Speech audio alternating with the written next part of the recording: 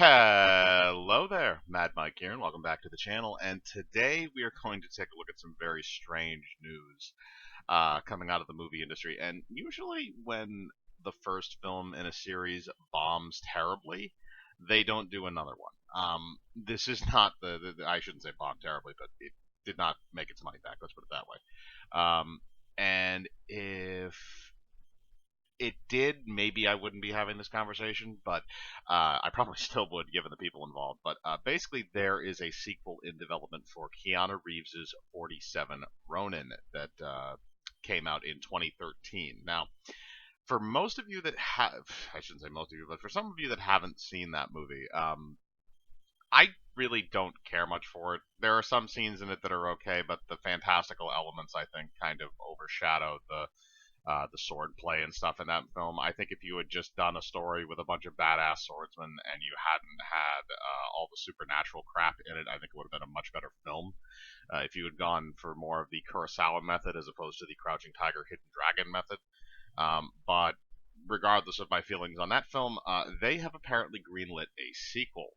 Now, the other problem with that is, and again, I'm spoiling a film that came out in 2013, so I don't really care if I spoil a little bit of it. At the end of the movie, all the main characters commit seppuku. They all kill themselves. And that's how the movie ends. So, how do you make a sequel from that if every single major character in your film is dead? Except, well, there is one character who's remaining. But from what I can tell on this is going to have nothing to do with it. Now, the two writers that they have contracted for this, which is really the only other information that we have at this point, that is concerning. Let's just put it that way. It is concerning from a writing perspective because we have two people that have never written a screenplay before. We have Amy Garcia, who is a regular who I don't know if she still is, but she was a regular on Lucifer, the television show. She may still be, I think. And she was also on Dexter and a lot of other stuff. She has a lot of acting credits to her name. She has like 75 acting credits, which makes sense because, you know, probably somebody who's fairly in demand. She's on a lot of large television shows, so probably a lot of TV work for the most part, then some movies here and there. But the thing is she's never written a screenplay. Now, going on to her writing partner, who is AJ Mendez, or AJ Lee, whatever you want to call it, she was a former WWE wrestler until 2015 when she retired, and then after that she wrote a memoir that hit the New York Times bestsellers list at number 10. So, here's the funny thing about memoirs. And she also said that she's doing a second book, which apparently has not come out yet, as far as I know. But here's the thing about memoirs is a lot of the times when people do memoirs, they don't actually write the book. They have somebody else who ghostwrites it for them, and they just kind of dictate what they want in the book. They don't actually physically write it themselves. Now, I don't know if she did actually write it herself or if she didn't. Usually, they try to keep that stuff under wraps. Again, that's why they call it a ghostwriter. They have somebody who's actually got literary experience come in and actually write the book. So I'm not thoroughly convinced that maybe that New York Times bestseller thing was all her, but I can't prove otherwise. So regardless of that, she's written that, and then they also did a couple of comic book series. Those two specifically, they paired together for a couple of comic book series at IDW. Now, the comic book series themselves, I don't know if they actually did well. One was in relation to a show called Glow, which I'm not familiar with, and the other one was Dungeons and Dragons related, but it was a 4-issue miniseries. So again, I'm not sure exactly what those numbers are. I know IDW's numbers have not been great because they were close to filing for bankruptcy not long ago before they kind of got bailed out. But regardless, moving forward on that, you have two people that have never written a screenplay, and you also have two people that have very limited writing experience. They tote the idea of best-selling author. You've written one book, and then you also have the situation where you've written the comic books. So you've never written a screenplay. It is a different animal to write a screenplay as opposed to writing a novel or writing a comic book. It's not. It's similar, but it's not the same.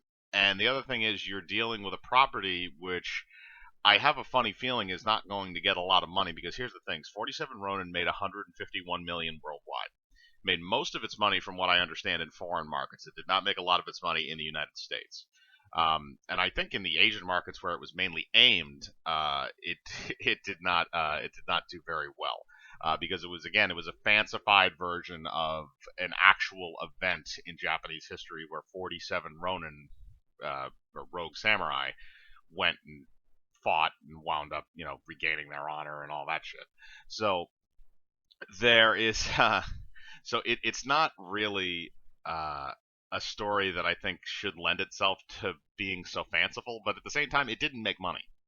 I'm Unless the budget for that movie was so low, which I don't necessarily know if it was, because there was a somewhat decent amount of CGI in that film.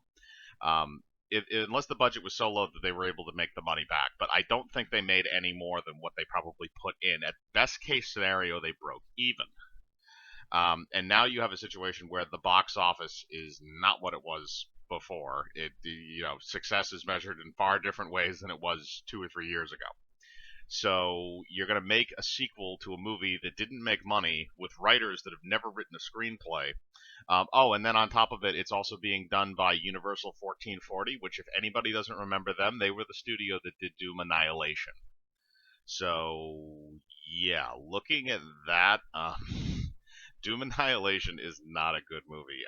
If you saw, either I did a stream with it with Wep, and I also did we also did a Rated R Riffs episode on it, which is on this channel. If you want to watch that along with the movie, it's not a good movie. It's a terrible fucking movie. That movie should have probably gone direct to DVD. Actually, if I remember correctly, I think actually it did go direct to DVD. But that was a horrible, horrible film. And if you're gonna throw something like this at it as well, I don't understand why you need to attach the 47 Ronin tag to it. If you wanted to do like a sword, a samurai type of thing, just do your own thing instead of just trying to tack it on as a sequel. Because the other thing is, Keanu Reeves' character is dead, unless you're doing a prequel or something. Keanu Reeves' character is dead. So you're probably not going to get Keanu Reeves to come back for this. In addition to the fact that he's also doing a lot of other films right now. I mean, he has even though Matrix 4 is in the can, that's going to be coming out, I think, next year. And then you also have John Wick 4, which I think he signed on for a few more movies. The guy is they're literally people climbing over each other to try and offer him work. And to try and get him back for something for a shitty little satellite studio from Universal that's probably going to have a bare bones budget and is probably going to literally probably pay him pennies, and even though it probably doesn't matter to him at this point, I don't think he'd jump at that idea. The other thing is that he's also probably busy with his movie adaptation of his comic book Berserker. So I assume that he has a very filled schedule.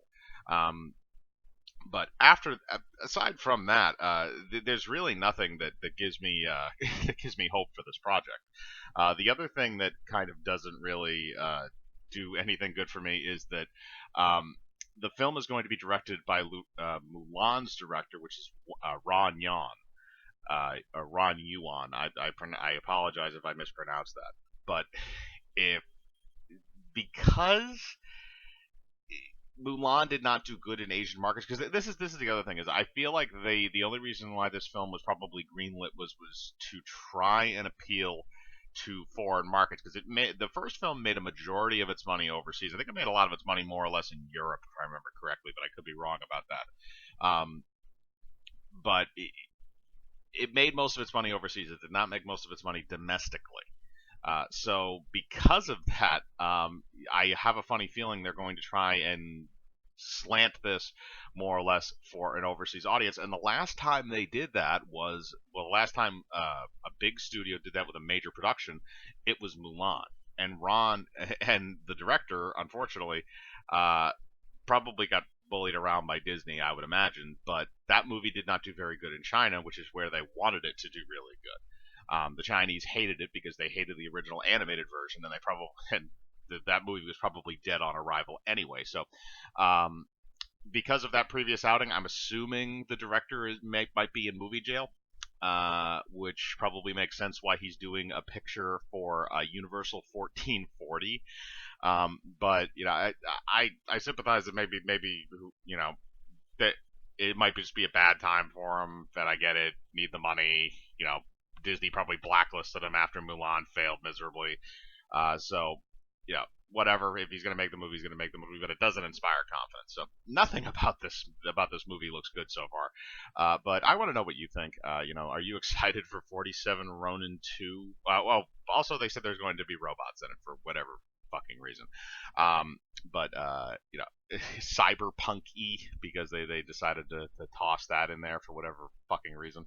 But I want to know what you think. Are you excited for 47 Ronin 2? Are you not? Do you think this is stupid like I do? Do you not understand why they're making a movie sequel to a film that did not make money? Put your thoughts in the comments below. As usual, I like to read them. Hit the bell for notifications. Hit the like button. Subscribe, and remember, I live my life free of compromise. Do you?